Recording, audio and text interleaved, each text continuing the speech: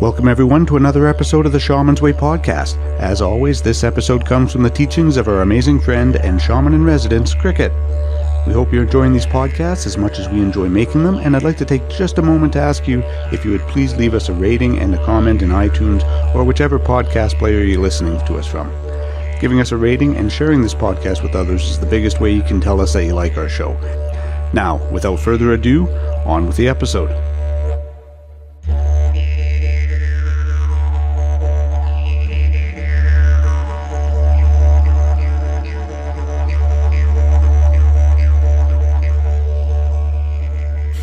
This particular podcast is going to create a continuation of a series of podcasts I'm going to do on power animals, spirit kin, whichever word really works for you. I'm leaning more these days towards spirit kin as opposed to power animal. However, that discussion is for another day. And today what I want to talk to you about is the wolf. Wolves. There are wonderful spirit kin and power animals. They have graced my circles countless times throughout the years as teachers, as spiritual guides for people, seem to be very phenomenal spirit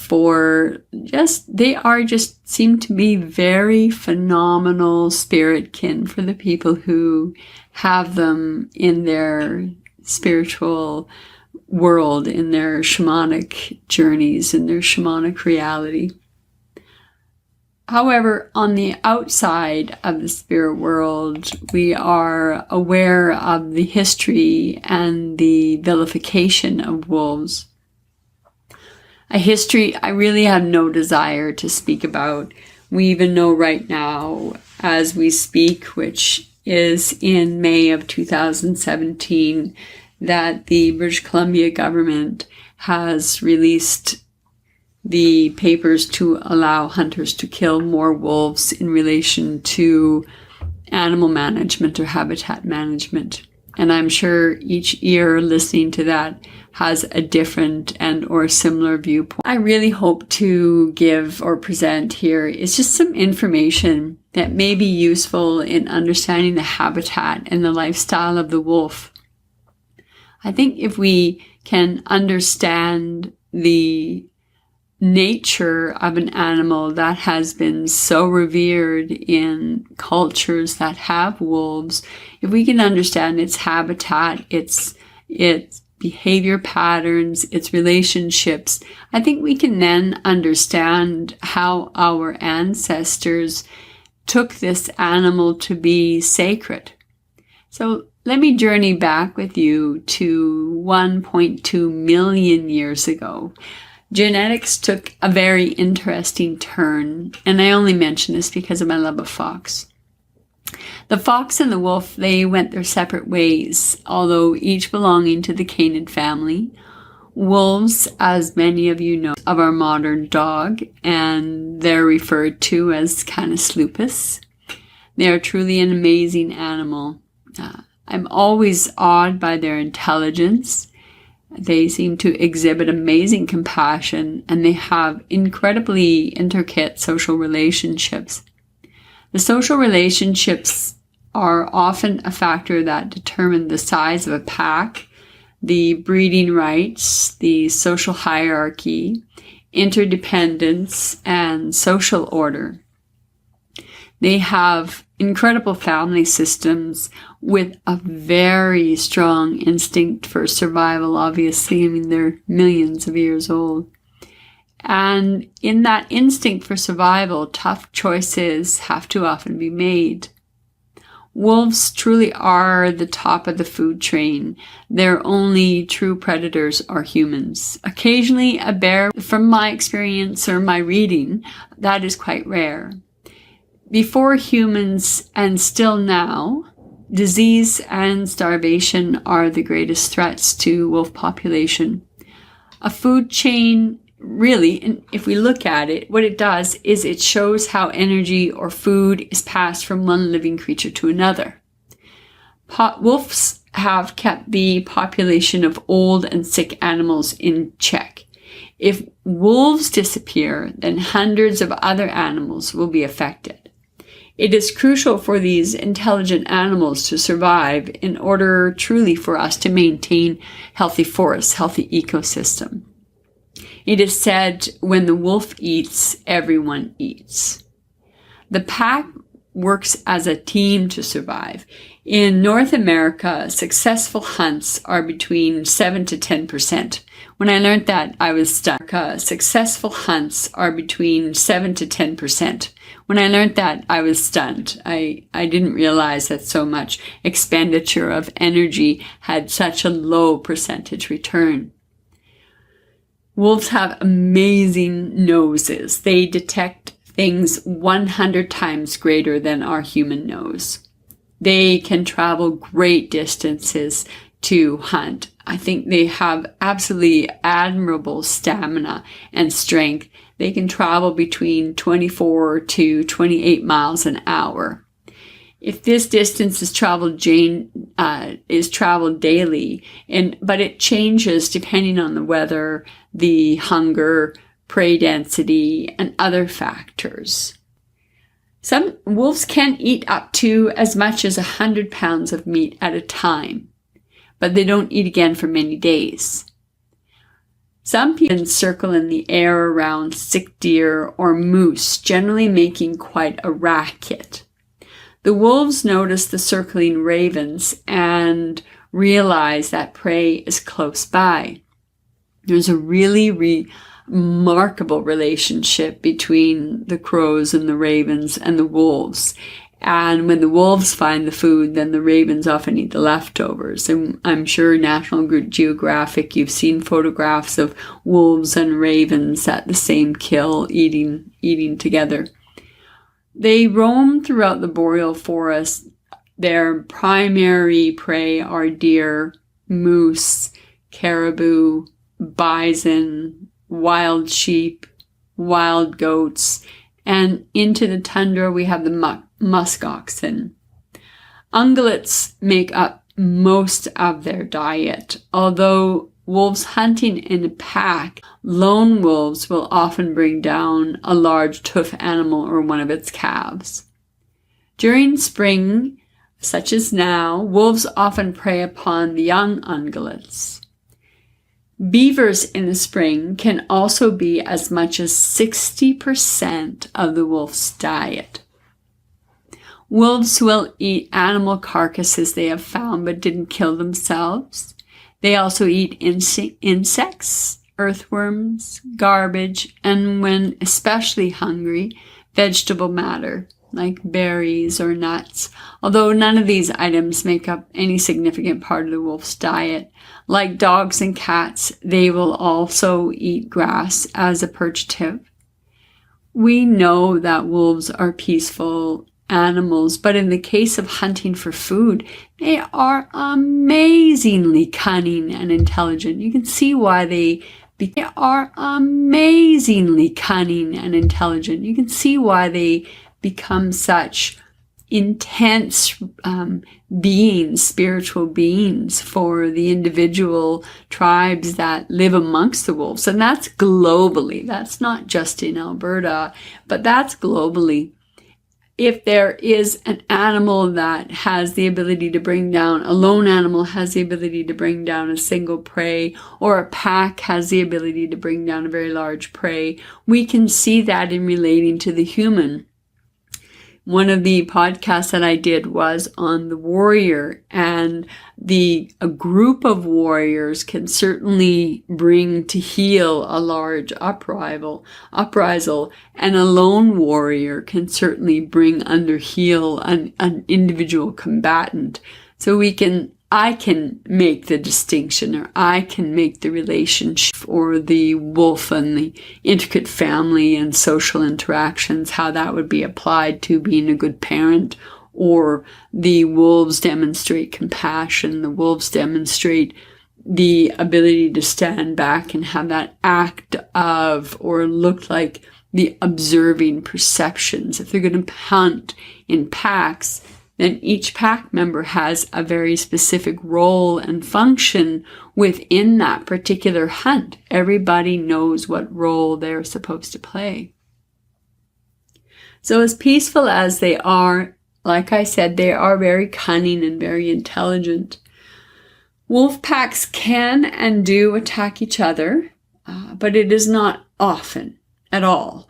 It is also not clearly known why different packs will greet each other and be playful, and or why it would end badly for others. In the process of killing prey, wolves need to track down prey. So they're strategists. They split up into groups. They put their plan into action. They are well thought out and organized hunting plans. Without these plans, wolves would go hungry more often than they do, which, as we learned earlier, is that 7 to 10%. They're remarkable in that they can go up to 2 weeks without eating, which isn't healthy for them, but they can do it. The alpha pair are always the first to eat, followed by the beta pair. And the division of food goes down the hierarchy, leaving the weaker, less significant members of the pack vulnerable. Pups of the vulnerable ones are usually the first to die in a pack, which sounds cruel. A pack is determined by the health of the lead pair. There are rarely arguments over food. They're very strong in body language, in vocalization. So growls, snarls, the head down, head up, shoulders. So there are very intricate forms of communication. These forms of communication are generally sufficient to keep the more vulnerable ones away. Again, they have a very evolved body language. Each lift of a paw or even a low whine signifies something completely different. A few years ago, I read an account of a pack making a good kill, good enough for the females to return to their dens. They picked up their young, they returned to the kill site, they continued to eat. What fascinated me about this was the den was 9 kilometers from the kill, which is a really short jaunt for a wolf. And what I found even more fascinating were these makeshift dens. They were used in this particular instance for 3 days. And then they picked up the pups and they returned back to their regular site, to the place where they live. I think it is not unknown that packs have their own territory. The size of the territory depends on the amount of prey there is and what kind of land it is. So let's say tundra wolves, the ones who eat the musk oxen, they would have a very different size territory than the boreal wolves. The territories, they're never static, and they can't be because so unlike humans, wolves don't seem to have really strong attachments or ownership to bits or parcels of land. Our scientists' view of urine marking seems to be changing. It would appear in some of the readings that I've done that it's more like a howdy neighbor spot, which is quite different than what I had grown up understanding, which was the urine marked a very specific territory. However, if they are transient creatures following prey or the pack is decided based on the amount of prey in the area, it makes sense that then the wolves would also have that greeting as opposed to territory, because territory is not static. In the world of the wolf, the family is one of the most important things. They're very excited parents. I'm sure any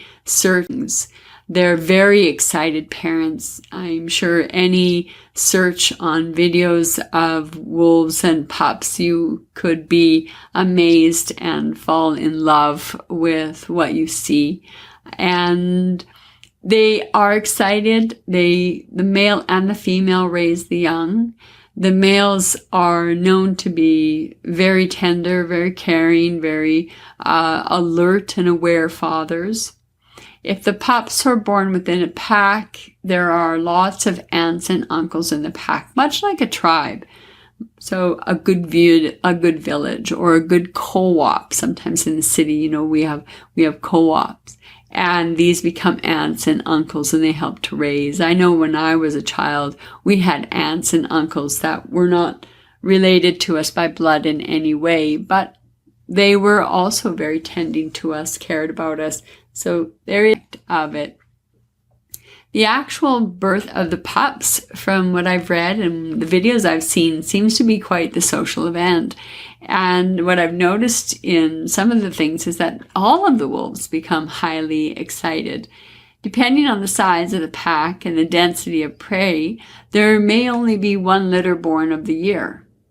Aggressive behavior between the alpha male and the female discourages mating between the lower ranking wolves. So they ensure the health of the pack by ensuring that more pups are not born than that pack can realistically support or allow to survive. The alpha female, I don't know how this happens because I certainly am not a biologist and I don't understand enough of the physiology or the anatomy of the female wolf. However, what I have read is that the alpha female may cause a lower female to reabsorb her fetus or may cause adrenaline rushes enough to ensure that the lower ranking female resists all male advances.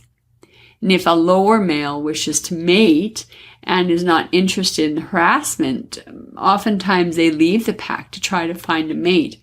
If not successful, the male can rejoin in the fall.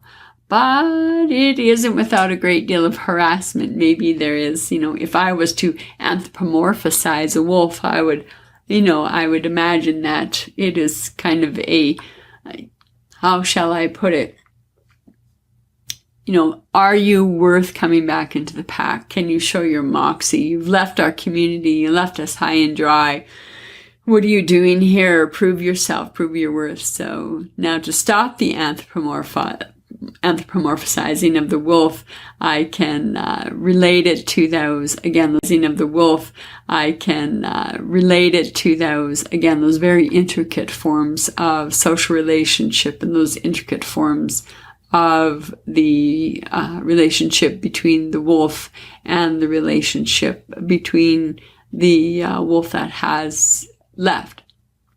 If you recall some of the images you've seen of wolves over the years, you may note very intimate portrayals of the love between wolves. They're seen to smile. They show genuine affection and joy over pups. And the pups, in turn, they seem just incredibly free to play and interact with any other member of the pack. For the first 2 weeks after birth, only the mother goes in and out of the den.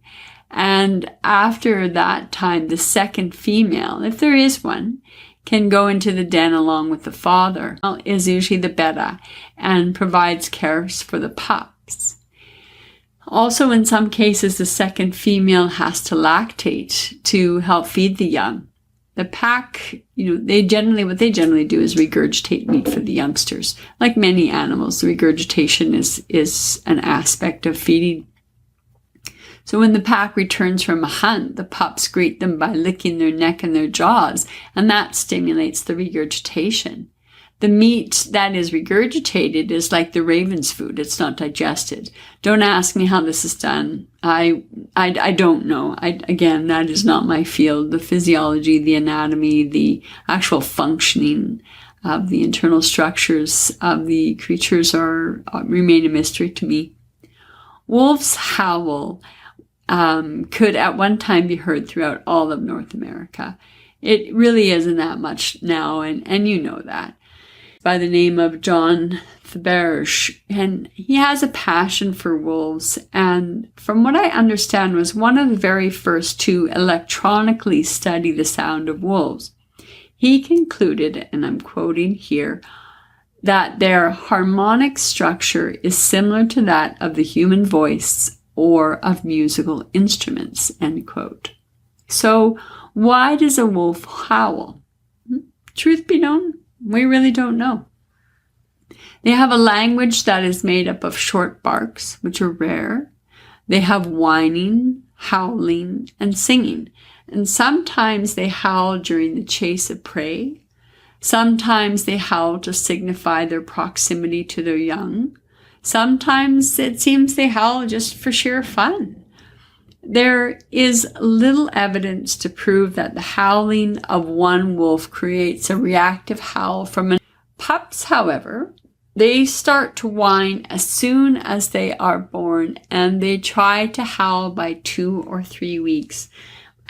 How many of us have watched those adorable videos about the huskies howling at such a young age? And if you're fortunate enough to find a recording of a wolf pup doing the same thing, it really is, it just makes me smile. Nature has such a soft spot and has the ability to remind us that youth is about exploration and youth is about having fun.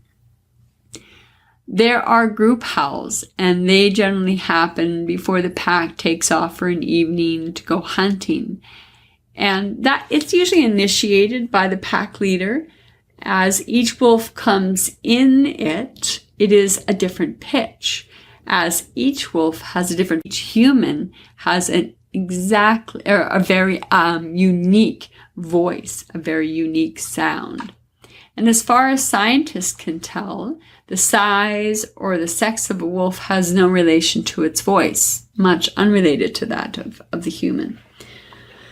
Wolves appear to enjoy howling together. I think it'd be kind of fun. It seems to relieve tension, which I thought was very interesting. It also appears to express a general feeling of well-being. Howling, as I just, listed off a number of things, there certainly is no simple explanation, at least none that I could read. I would like to get a little bit into the mysterious and the mystical wolf. The Cree people of Alberta had different stories about the wolves. The stories were told as entertainment as well as teaching tools.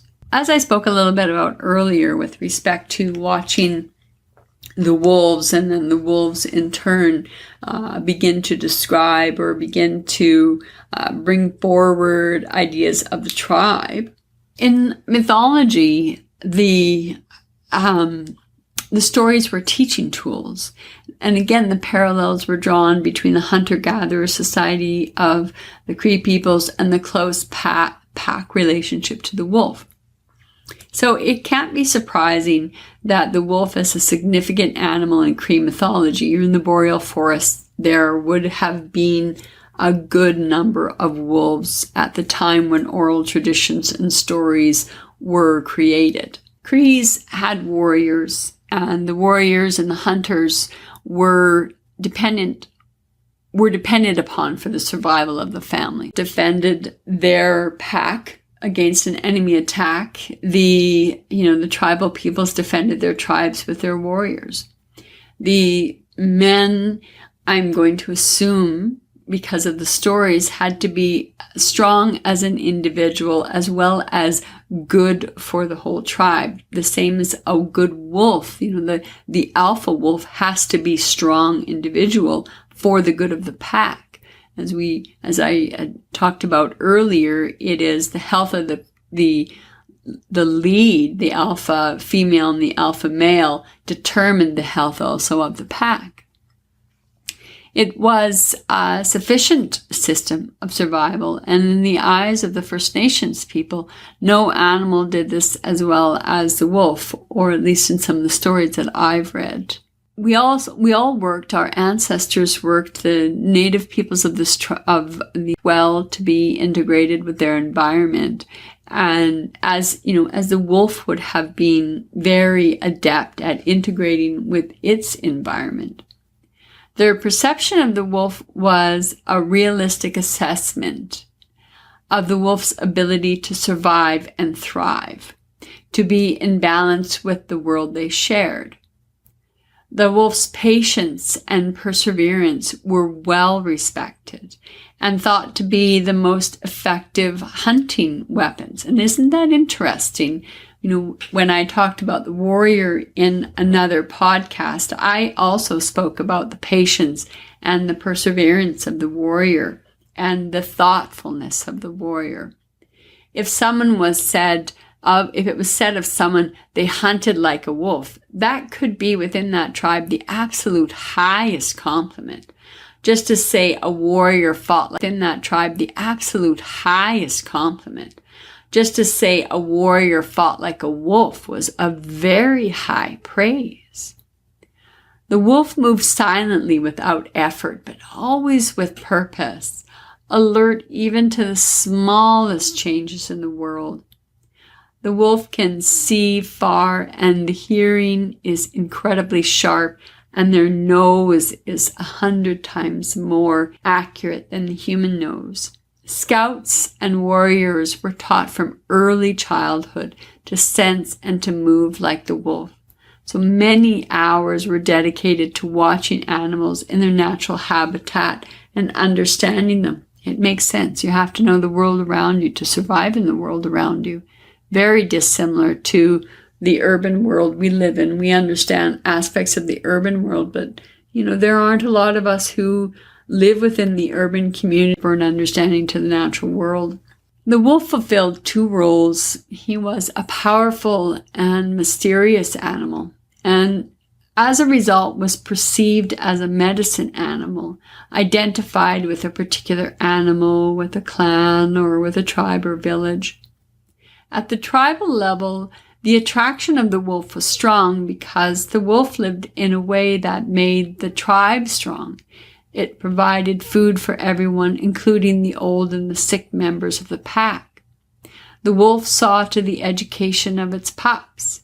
The wolf defended their territory against other wolves. At a personal level, those for whom the wolf was the medicine animal or the power animal understood the qualities that made the wolf stand out as an individual. For example, his stamina, his ability to track and go without food for long periods. The definition and defense of home range was as important to the Cree people as it was to the wolf.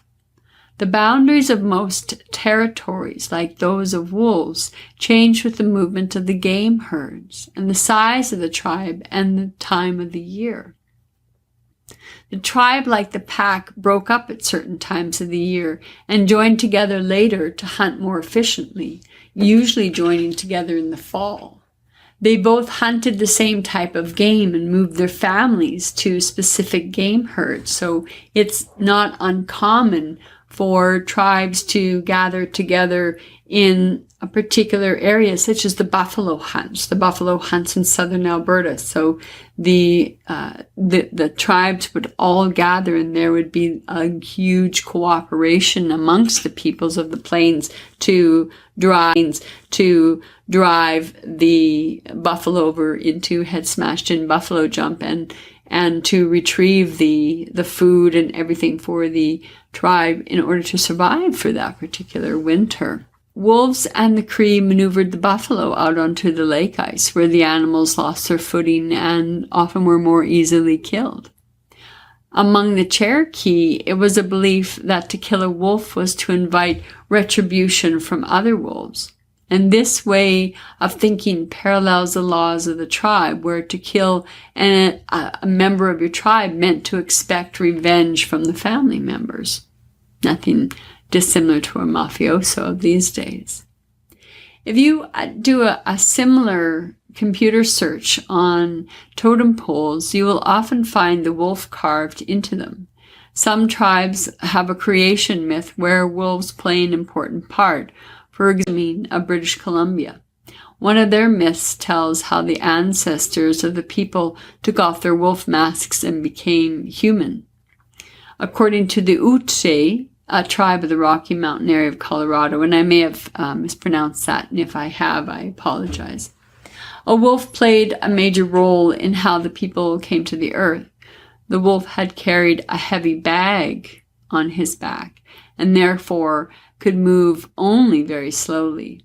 And after a while, the bag became so heavy, he hardly could walk any further and decided to lay down. While doing so, the bag burst and all the people poured out and went to the different places on the earth. Of course, native North American mythology does not influence the European public in the acceptance of the wolf. Most probably it doesn't even influence the non-Native Americans. The European and the native North American mythology showed that there are very similar images of the wolf existing in different parts of the world. There are several legends telling about female wolves nursing children, the most famous being the legend of Romulus and Remus, the founding members of Rome. For the Romans, the wolf was a symbol of the god of war. Connecting the wolf with war and death was not meant in any form of depreciation or in a negative way. Rather, it referred to the death of a big warrior or chief, and warriors have been called raging wolves.